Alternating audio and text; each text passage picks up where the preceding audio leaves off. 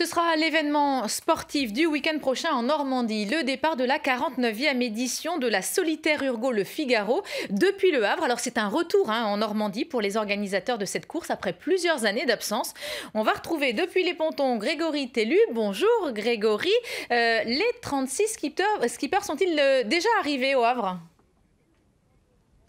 Et oui Magali, ils sont tous là, les premiers skippers qui sont arrivés dès samedi et jusqu'à la fin de la semaine. Ils vont préparer leur bateau, peaufiner les derniers réglages ou encore répondre aux sollicitations de la presse. Alors vous l'avez dit, Le Havre, ville de départ de cette 49e édition, la Solitaire Urgo Le Figaro, ce n'était plus arrivé depuis 2010 et 10 mois après le départ de la Transat Jacques Vabre. Eh bien, c'est un juste retour des choses pour cette ville connue pour son dynamisme nautique. On va tout de suite en parler avec Mathieu Sarraud, le directeur de l'événement.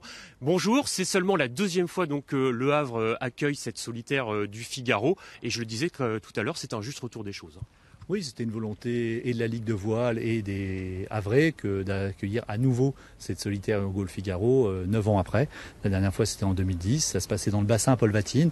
Nous on a fait le choix d'aller plutôt dans le port de Plaisance au mois d'août où il y a plus d'activités sur le front de mer.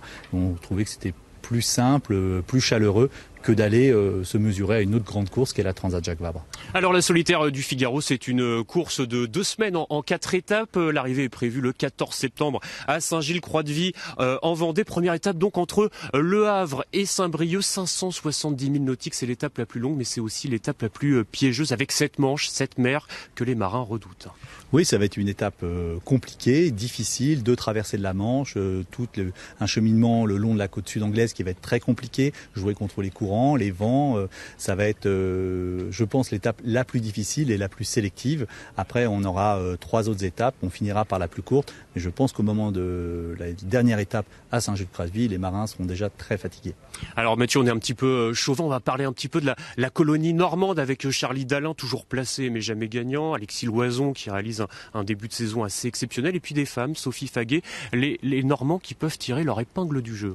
Oui, Charlie Dalin, il est à sa place, il est prêt, c'est sa dernière Solitaire Urgo Le Figaro, il a un projet IMOCA par la suite, on sent qu'il est très affûté. Alexis Loison, effectivement, depuis le début de la saison, le Cherbourgeois, là, il est aux avant-postes, il a imprimé sa marque, donc on le regarde de près. Sophie Faguet est à sa place. Pas mal de Normands coachés par cette ligue de voile hyper dynamique et qui seront au rendez-vous, je suis sûr, à l'arrivée à Saint-Gilles. Allez, très brièvement, c'est une course qui traditionnellement se déroulait au mois de juin. Là, elle a été déplacée au mois d'août, au mois de septembre. C'est en raison de la Coupe du Monde de football.